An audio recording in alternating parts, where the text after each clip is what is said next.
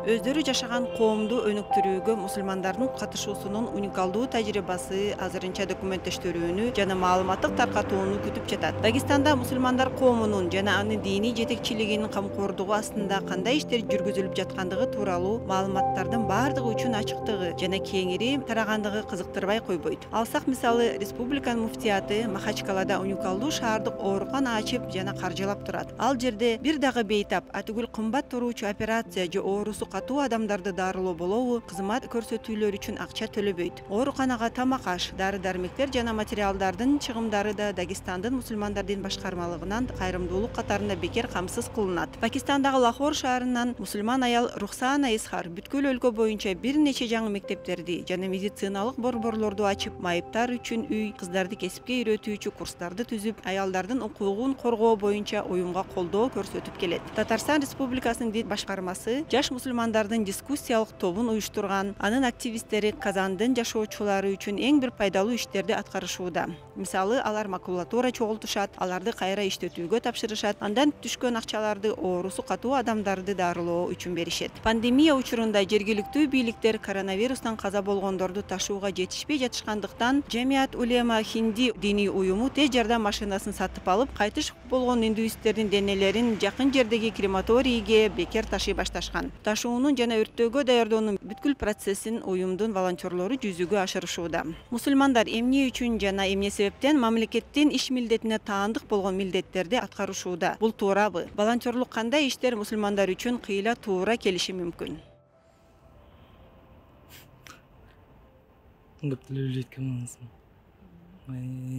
Мусулмандар кайсы волонтерлук иштер менен алектенсе жакшыраак да?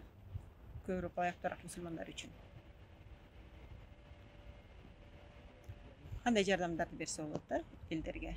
Мисалы, пандемияда көрдүк, волонтерлор бекер врач болуп үйлөрүнө барып дары ташып атышты, же тамак аш ташып атышты. Ошо кандай иштерди аткарса болот?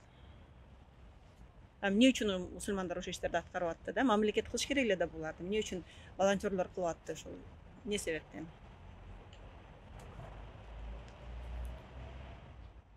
Эмне үчүн мусулмандар ошо эмне себептен мамлекет аткарып турган иштерди аткарышты, ушу туурабы? Мусульмане говорите, ну потому что мусульмане друг другу помочь должны, это в хадисах и в Коране написано, во-первых. Во-вторых, это человеческое нрава, я думаю, ну так должно быть у мусульман, это обязательно, думаю. А как насчет не мусульманов, то я за них не могу отвечать. А еще второй вопрос. Какие виды волонтерства, вы думаете, более подходят для мусульман?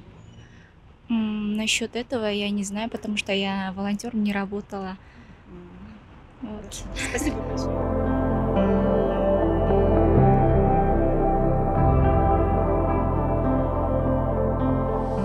Бүткүл аламдын жаратуучусу болгон улуу Алла Таалага мактоолор жана даңктоолор болсун. Пайгамбарыбыз Мухаммад саллаллаху алейхи вассаламга салаваттар жана саламдар болсун. Ассаламу алейкум ва рахматуллахи ва баракатух. Дүйнө жүзүндөгү ар кайсы ар кандай коомчулуктарда болуп аткан көйгөйлөр, проблемалар биздин кыргыз коомчулугунда да жок эмес. Мамлекеттеги, коомдогу кээ бир чукул чече турган, тез арада чече турган көйгөйлөрдү мамлекет ошол заматта дароо чечүүгө көпчүлүк учурда же кээ бир учурларда ресурстары жетишпейт жана мүмкүнчүлүгү болбой калат.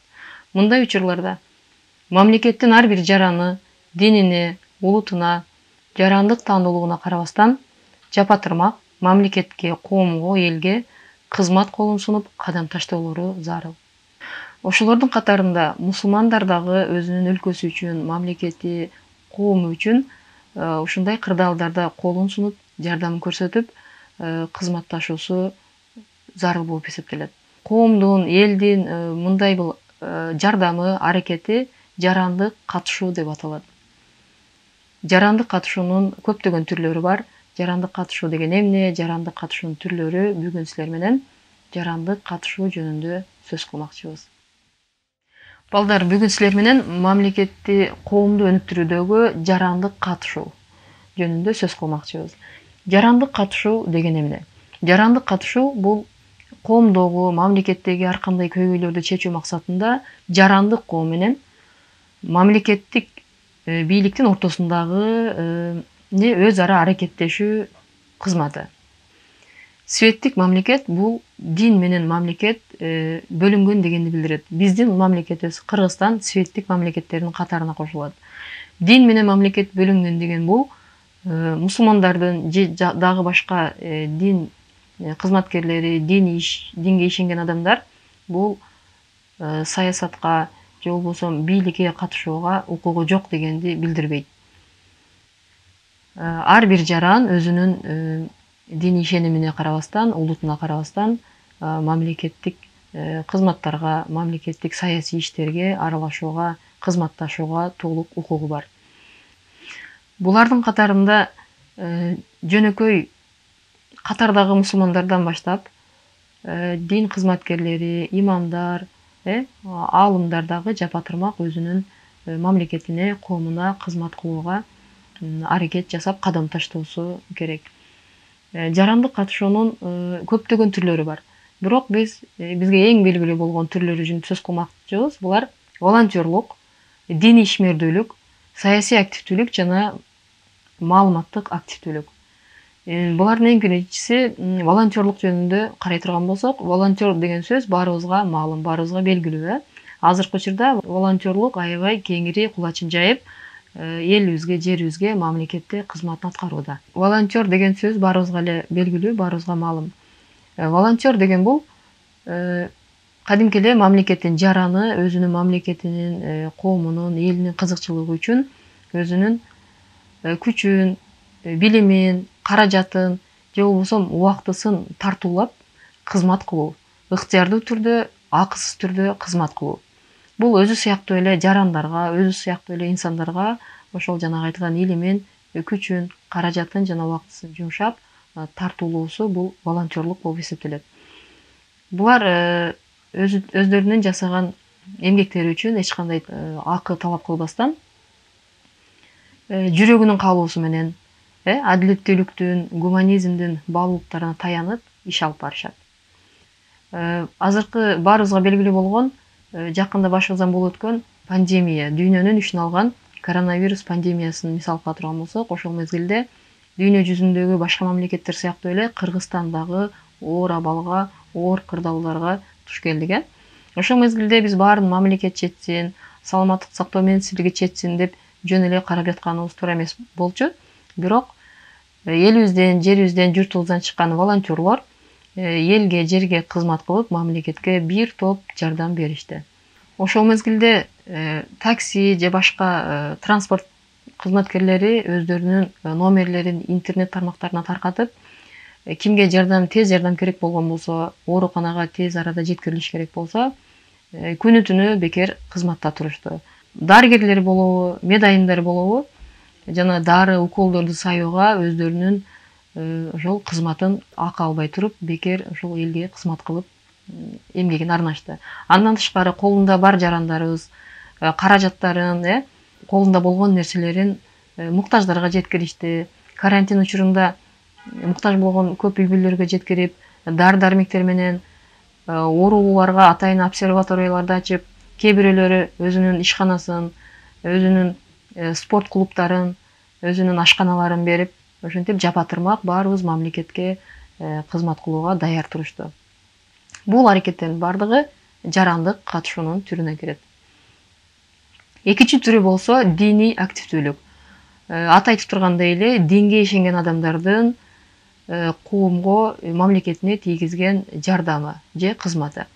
Булар светтик волонтерлордон айырмаланып, өздөрүнүн жасаган иштеринин жакшылыктарын, соопторун жалгыз Алладан үмүт кылып, муну ибадат катары карап аткарышат. Диний активдүү адамдар дагы волонтерлор сыяктуу өздөрүнүн кызматын, өздөрүнүн убактысын, күчүн, билимин, тажрыйбасын, каражаттарын бөлүшүп, элге, жерге кызматта болду. Бул баарыбызга белгилүү болду. Кээ биркилер өздөрүнүн насааттарын, акыл насааттарын айтып, элди дүрбөлөңгө түшпөөнү насаат кылып атты. Ошол медицина кызматкерлеринин айтканын аткарып, тактыкты, жанагы аралыкты сактоону сунуштап, атайын бул үчүн жамаат намаздары токтотулду, жума намаздары токтотулду. Бул деген динге бир кандайдыр бир кемтик алып келүү эмес, ошол коомдун, элдин, мамлекеттин келечеги, кызыкчылыгы үчүн жасалган аракеттер болуп эсептелет. Жарандык катышуунун кийинки түрү маалыматтык катышуу же маалыматтык активдүүлүк. Бул кадимки социалдык тармактардагы активдүүлүк, блогерлик, жарыяларды, ар кандай маалыматтарды интернет булактар аркылуу жеткирүү.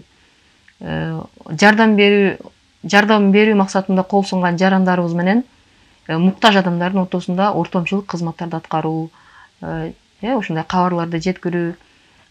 Азыркы учурда маалыматтык активдүүлүк бул эң чоң бир катышуу деп эсептесек болот. Бул волонтерлук болобу, диний активдүүлүк болобу, саясий активдүүлүк болобу, баары ошол маалыматтык активдүүлүк менен тыгыз байланышта чогуу иш алып барышууда. Бизге белгилүү болгондой, көп блогерлер, коомдук активдүү адамдар өздөрүн ыктыярчылар деп аташып, ушинтип социалдык тармактардан көптөгөн жардамдарды берип жатышты. Буга баарыбыз күбө болдук. Жарандык катышуунун кийинки түрү саясий катышуу. Саясий катышуу коомдун саясий турмушуна аралашуу. Мисалы, шайлоо катышуу, шайлоого катышуу сыяктуу иш-аракеттер. Коомдун, мамлекеттин саясий турмушуна аралашуу деп айттык. Шайлоого катышуу ар бир адамдын, ар бир жарандын улутуна, динине карабастан баарына бирдей укук болуп эсептелет. Бул укук биз үчүн өтө барктуу, бирок биз аны баалабайбыз. Кээ бир мамлекеттерде ушул шайлоо укугунан ажыраган же болбосо эч кандай бир саясий партияларга мүчө боло албаган, укугу жок адамдар бар. Бизде бул укук бар, биз бул укукту барктабайбыз. Биз бул укугубузду барктап, биздин ар бирибиздин добушубуз, ар бирибиздин аракетибиз мамлекетибиздин гүлдөп өсүүсү үчүн, коомубуздун алдыга жылуусу үчүн сөзсүз өтө баалуу жана салмактуу деп ишенишибиз керек. Жана шайлоого сөзсүз катышышыбыз керек. Жарандык катышуунун көптөгөн түрлөрү бар деп айттык, бирок бизге эң белгилүү болгон, кенен тараган, кулачын жайган 4 түрүн карап өттүк. Бул 4 түрү волонтерлук, диний активдүүлүк, саясий активдүүлүк жана маалыматтык активдүүлүк 4төө формалдуу түрдө аткарган ишинин формасына карап бөлгөнүбүз менен булардын баардыгынын максаты бир, баардыгы бири-бири менен айкалышып, бири-бирин толуктап, чогуу иш алып барышат. Исламдагы социалдык кызматташуу бул ошол жарандык катышуунун түрлөрүнүн баардык түрлөрүн, жарандык катышуу, жарандык кызмат кылуу, мамлекетке, коомго кызмат кылууну кош колдоп, бул үчүн атайын жакшылыктар, сооптор берилери айтылат. Куран аяттарында, хадистерде болобу, буларда биз үчүн чоң стимул, бизди алдыга кызыктыруучу бир аят, хадистер айтылган. Кыйын кырдаалдарда, чукул жардам керек болуп турган учурларда мамлекетибизге, коомубузга кол сунуп, жапатырмак жардам берип кызмат кылуу бул биз үчүн укук эле эмес, биз үчүн милдет болуп саналат. Бул тууралуу Ибрахим аттуу пайгамбар баарыбызга белгилүү. Ибрахим пайгамбар чоң бир отко ташталып, залымдар тарабынан күйгүзүлүп атканда, бир чымчыктын оозуна суу алып, деңизден суу менен ташып, ошол сууну өчүргөнгө аракет кылганы тууралуу айтылат. Ошондо сурашат дейт. Ушул тоодой болгон отту сенин оозуңдагы кичинекей от өчүрмөк беле деп кайрылышканда, эмне дейт? Мен эртең акыретте Алла Таала менден сурайт дейт. Ушул Алланын элчиси, Алланын пайгамбары күйүп атканда сен эмне иш кылдың, кандай жардам кылдың деп сурайт. Мен Алланын алдында жүзүм жарык болот деп айтат. Демек, биз дагы мамлекетибиз, коомубуз, өзүбүздүн эли журтубуз кыйын учурда турганда, кыйын кырдаалда турганда, биз колубузду сунуп жардам бербей, же мамлекетке таянып, же медицина кызматкерлерине таянып жатып алганыбыз бул туура эмес. Биз албетте бул үчүн жооп берип калышыбыз мүмкүн. Бизге демек бул укук эмес, биз үчүн милдет болуп саналат. Пайгамбарыбыз Мухаммад саллаллаху алейхи вассалам дагы бир хадисинде мынтип айтат: ким ырайым кылбаса, ал ырайым кылынбайт дейт. Ага ырайым кылынбайт дейт. Демек, ким жакшылык кылбаса, кайрымдуулук кылбаса, боорукер болбосо, ага дагы Алла тарабынан жакшылык, боорукерлик, кайрымдуулук болбойт деген бир хадисин айтты. Ошондой эле дагы бир хадисин айтат: кимде ким бир боордошунун муктаждыгын четсе, ошого жакшылык кылган болсо, ошонун кандайдыр бир зарылчылыктарын бүтүргөн болсо, Алла Таала ал кишинин муктаждыгын бүтүрөт, анын зарылчылыктарын бүтүрөт деген хадисин айтып кеткен. Биз ушул коомго кызмат кылуу, элдердин арасындагы өз ара кызматташуу жөнүндө Алла Таала көптөгөн аяттарда пайгамбарыбыз Мухаммад саллаллаху алейхи көптөгөн хадистеринде айтып кеткен. Анын бир нечесин бул жакка мисал катары бериптир. Анын бирөөсүн силер менен окусак, мынакей. Жүзүңөрдү чыгышка жана батышка бура беришиңер бул жакшы иш эмес, же такыбалык иш эмес. Тескерисинче Аллага, акырет күнүнө, периштелерге, китептерге, пайгамбарларга ыйман келтирген. Жакшы көрүп турса дагы, каалабаса дагы, өзүнүн байлыгын, малын тууган уруктарына, жетим жесирлерге, бейбечараларга, жолоочу мусапырларга, тилемчи кедейлерге, кулдарды азат кылуу үчүн берген болсо, намазын толук аткарып жүргөн, зекетти берген, аманатка бекем болгон, ошондой эле кыйынчылык күндөрдө, кыйынчыл учурларда жана согуш учурларында сабыр кыла билген адамдар чыныгы такыбалар, чыныгы ыймандуулар деп айтып атат. Демек, ошол биздин мамлекетибизде болгон оору сыркоо болобу, кандайдыр бир көйгөй болобу, оор кырдаал болобу, биз ага сабырдуулук менен, туруктуулук менен, бири-бирибизди күнөөлөбөстөн, жамандабастан сабыр кылышыбыз бул демек чыныгы ыймандуу жана такыба деп Аллах Таала Куранда өзү айтып атат. Пайгамбарыбыз Мухаммад саллаллаху алейхи вассалам бир хадисинде мынтип айтат: жети түрдүү амал, жети түрдүү иш адамды көзү өтүп кеткенден кийин дагы соогу токтобостон, жакшылыктары токтобостон барып турат. Бул кайсы иштер? Ал ошол өтүп кеткен кишинин пайдалуу билим алып, эли үчүн, жери үчүн, келечеги үчүн пайдалуу бир илимди алып, башка бирөөгө үйрөтүп кеткен болсо. Экинчиси, ал салып кеткен дарыя, канал, же болбосо суу чыгарып кеткен болсо, кудук казган болсо, ошондой эле бир пайдалуу бир дарак эккен болсо, китеп, Куран китебин көбөйтүп чыгарган болсо, жана өзүнүн артынан акыл, адеп ахлактуу, тартиптүү, билимдүү бир бала калтырып кетүү деп айтат. Демек, бул жерде пайгамбарыбыз Мухаммад саллаллаху алейхи ошол коомго, элге, жалпы эле мамлекетке кызмат кылуу жөнүндө, жарандык катышуу жөнүндө бизге сонун бир осуят насаат айтып кеткен. Демек, биз алып аткан тажрыйбаларыбызды, билимибизди башка бирөөгө үйрөтүү, жакшы иштердин башаты боло турган, мисалы, суу казуу, жол салуу деген сыяктуу.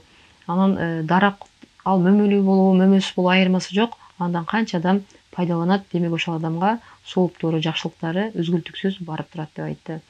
Мектептерди куруу, бул жерде мечит деп айткан, бирок ошолдон максат медресе, мектеп болобу, адамдарды жакшылыкка чакырып, жамандыктан кайтара турган бир борборлор болобу айырмасы жок. Ошондой эле бул жерде Курандын көчүрмөсүн көбөйтүү дейт. Бир гана Куран эмес, хадистер, пайдалуу бир китептер, айтор биз үчүн пайдалуу болгон бир китептерди басып чыгарып көбөйтүү дагы ошол сыяктуу эле сооптуу садака иштерине же болбосо уланып туруучу садаканын катарына кошулат. Айткан ырастоолорду ажыроомдоо көнүгүүсү.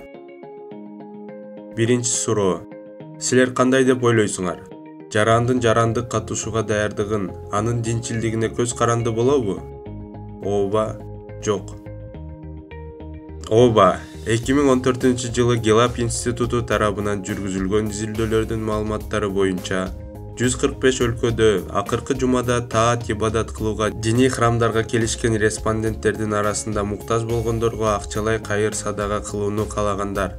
Таат ибадатка барбаган респонденттердин 26%-на каршы 34% волонтер болуп иштөөгө даярдыгын билдиришкен. Таат ибадатка келишпегендердин ичинен 18% респондентке каршы 26% бөлөктөргө жардам берүүгө даяр тургандар. Таат ибадатка келишпегендердин ичинен 41% респонденттерге каршы 50% көп болушкандыгы белгиленген. Сурамжылоо жүргүзгөн өлкөлөрдүн 90%-ында диний ырым-жырымдарды сактоонун жана кайрымдуулук практиканын ортосундагы өз ара байланыш аныкталган. АКШдагы изилдөөчүлөр Патнам жана Кемпбелл 2010-жылдагы сурамжылоолордун жыйынтыктары боюнча диний уюмдарга таат ибадатка келишкендердин арасында кан тапшырган донорлор, үй-жайсыздарга акча кайыр кылып бергендер, адамдарга жумуш издөөгө жардамдашкандар, ошондой эле транспортто орун бошотуп бергендер көп экендигин белгилешкен. Тактап айтканда, ар түрдүү өлкөдөгү изилдөөлөр дин туткандар жана диний практиканы жасап жатышкан жарандар социалдык активдүүлүккө көбүрөөк тартылышканын күбөлөп турат. Жок. Индиана штатындагы Дин жана кайрымдуулук институтунун директору, изилдөөчү Дэвид Кинг динге ишенгендердин чөйрөсүндө кайрымдуулук иш-чараларынын таралуусунун ортосундагы ачык байланыш орун алгандыгына карабастан, жарандык активдүүлүктүн башка формалары дин адамдар үчүн деги эле мүнөздүү болбогонун аныктаган. Алсак, мисалы диний практиканын активдүү колдонушкан жарандар экологиялык активисттердин арасында анчалык көп эмес.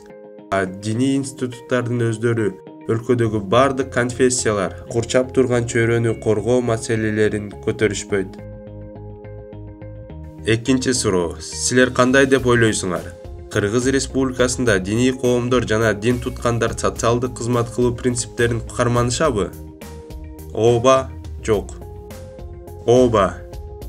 Кыргыз Республикасындагы диний топтор жана коомдор ар түрдүү ишмердүүлүктөрдү жүргүзүшөт. Алардын волонтерлук, диний жарандык катышуу катарында аныктоого болот. Алсак, мисалы, Ананьев айылынан чыккан мусулман жана спортсмен кыз Бегимай Алыбаеванын жана 2 кыргыз IT адистеринин демилгеси менен дүйнө жүзүндөгү биринчи Фиджап спорттук комплекси уникалдуу тиркемеси түзүлдү.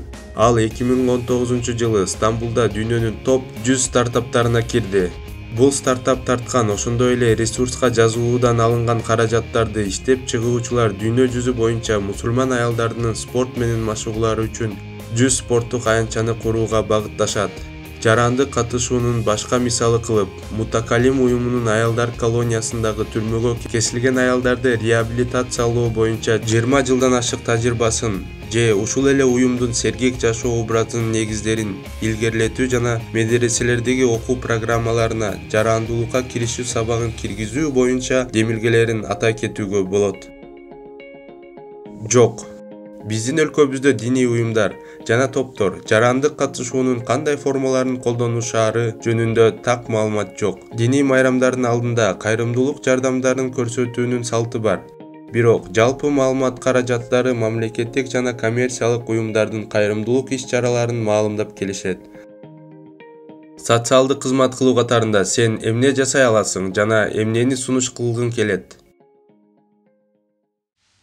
Балдар, азыр силерге жарандуулукка саякат аттуу мобилдик тиркеменин 7-чи сабагына көңүл бурууну сунуштайбыз.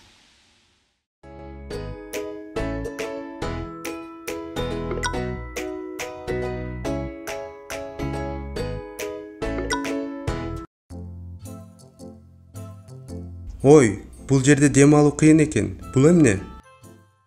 Бул деген смог. Акыркы жылдары биздин шаарда атмосфера ушунчалык булганды, жада калса аны көрө алабыз жана дем алганыбыз да кыйын. Атам эшикте коопсуз дем алуу үчүн мага мына ушундай бет кап алып берди. Ой, эмне кылуу керек? Эмнеге мындай болуп атат? Балдар, төмөнкү суроолорго жооп берүүгө жардам бергилечи. Шаарда смогтуу пайда болуусуна төмөнкү нерселер таасирин тийгизет деген чынбы? Биринчи, көмүр кычкыл газын чыгарган автомобилдин көптүгү. Экинчи, жылуулук электроборборлорунун абага чыгарган түтүндөрү. Үчүнчү, тигүү секторунун таштандыларынын пластмассадан, каучуктун, резинадан жасалган калдыктарынын көп көлөмдө жагылуусу. Төртүнчү, жер тамдагылардын меш жагуусу.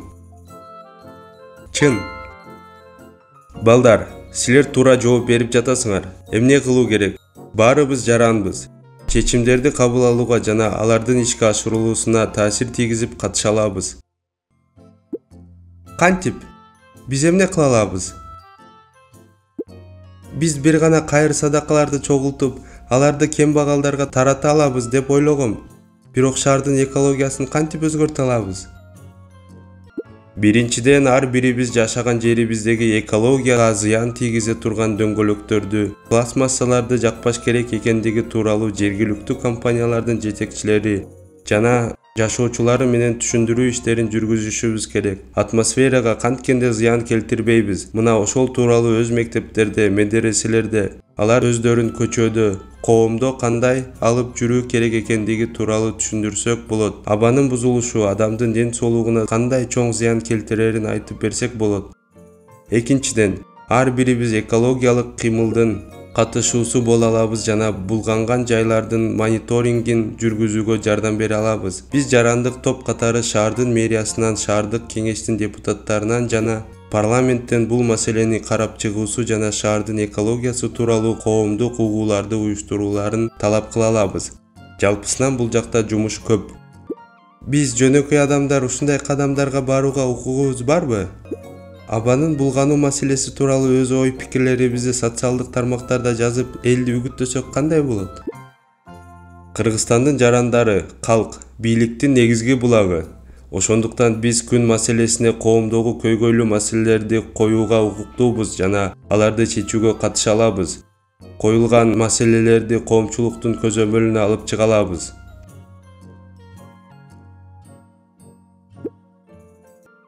Балдар, төмөнкү суроолорго жооп берүүгө жардам бергилечи. Төмөндө келтирилгендердин кайсынысы жергиликтүү өзүн башкаруу органдарынын негизги иш милдетин чагылдырат? А. Жергиликтүү маселелерди чечүүдө калктын катышуусун камсыз кылат. Б. Муниципалдык менчиктин башкаруусу. А. Туура. Кызык, биздин өлкөдөгү башка шаарларда абал кандай болду экен? Ал жактагы жарандардын экологияны жакшыртууга катышканга мүмкүнчүлүктөрү бар болду бекен? Айлана чөйрөнү булгагандардын тиешелүү фактыларын мэриянын атайын санитардык экологиялык инспекциясына WhatsApp канал аркылуу жөнөтүп турса болот экендиги тууралуу уккам. Мен алгач бардык жакындарыма, кошуналарыма, классташтарыма абанын кирдегендиги, анын ден соолугубузга тийгизген таасири жөнүндө жана ал менен кантип күрөшүү керек экендиги тууралуу маалымат жеткирип турмакмын жана санитардык экологиялык инспекциянын телефондорун таратмакмын. Оба, айлана чөйрөнү таза сактап калууга ар бирибиз салым кошушубуз керек. Бул биздин укугубуз жана милдетибиз. Силер бул маселени чечүүгө аракеттенип жатканыңарга мен абдан кубанычтамын. Жашообуздун сапаттуулугунун маселесин эч бир бийлик жарандык коомсуз эффективдүү чече албайт. Мындай учурларда жарандардын чечимдери кабыл алуудагы катышуусу станциясынын атынан маанисинин, маңыздуулугу ар дайым эсибизде болушу керек экенин үйрөтөт.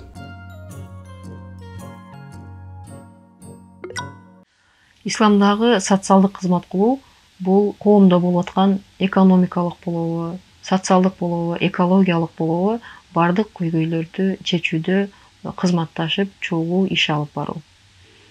Ошондой эле коомго пайда келтирүүдө, коомго кызмат кылууда, мамлекет менен кызматташууда интернеттик ресурстарды түзүүдөн баштап жолдогу бир зыян берүүчү бутакты алып салганга чейинки бардык иштерди камтыйт. Бул жөнүндө пайгамбарыбыз Мухаммад саллаллаху алейхи вассалам бир хадисинде мынтип айтат: ыймандын 70тен ашык бутагы бар. Анын эң бекеми, эң негизгиси же эң жогоркусу сыйынууга татыктуу Алладан башка зат жок деп айтуу дейт. Анын эң төмөнкүсү жердеги башкаларга зыян берүүчү бир нерсени алып таштоо дейт. Жана уялуу дагы ыймандан деп хадисин түгөттү. Демек, биз ыймандуу дегенди кимди элестетебиз? Бир идеалдуу бир момун кишини элестетебиз, туурабы? Демек, пайгамбарыбыз бул хадисинде айтат: ыймандын 70тен ашык бутагы бар деп эң жогоркусу жана эң төмөнкүсүн гана бизге ишарат кылып айтып койду. Анын арасында канчалаган шактары же бутактар айтылган жок. Алар эмнелер болушу мүмкүн? Жакшылык кылуу, адеп акылактуу болуу, кайрымдуу болуу, садака берүү, чын сүйлөө, адилеттүү болуу, аманатка бекем болуу, мамлекетти сүйүү, патриот болуу, мамлекетти коргоо. Айтор, ушул жакшы иштердин бардыгын ошол ыймандын бутактарына кошотот. Демек, ушунун бардыгы мамлекетке, элге, жерге, коомго пайда келтирүүчү, алар менен кызматташуучу бир иш-аракеттер болуп эсептелет. Бул жарандык катышуу менен же кызмат кылуу менен биз жалпы эле ошол кызматтагы адамдар, элге кызмат келтирип, пайда келтирип аткан адамдар башка бирөөнү моралдык жана материалдык жактан карыздар кылуу эмес, же бир атак-даңкка бөлөнүү эмес, бир гана жаратуучунун ыраазылыгын табуу, жакшылыктарын, соопторун жаратуучудан гана, Алла Тааладан гана үмүт кылуу болуп, биздин таянган нерсебиз ушул болуп эсептелет. Ошондой эле биз бул кызматташуу менен кылган жакшылык иштерибиз менен бул дүйнөдө дагы, акыретте дагы жүзүбүз жарык болуп, биздин даражабыздын бийиктеп көтөрүлүшүнө бир себепчи боло турган иштер болуп эсептелет экен. Алла Таала бардыгыбызды ошол коомубуз үчүн, мамлекетибиз үчүн, эли жерибиз үчүн пайдалуу кылып, жан күйгүзүп кызмат кылган, эли жерибизди сүйгөн патриоттордон кылсын. Ассаламу алейкум ва рахматуллахи ва баракатух.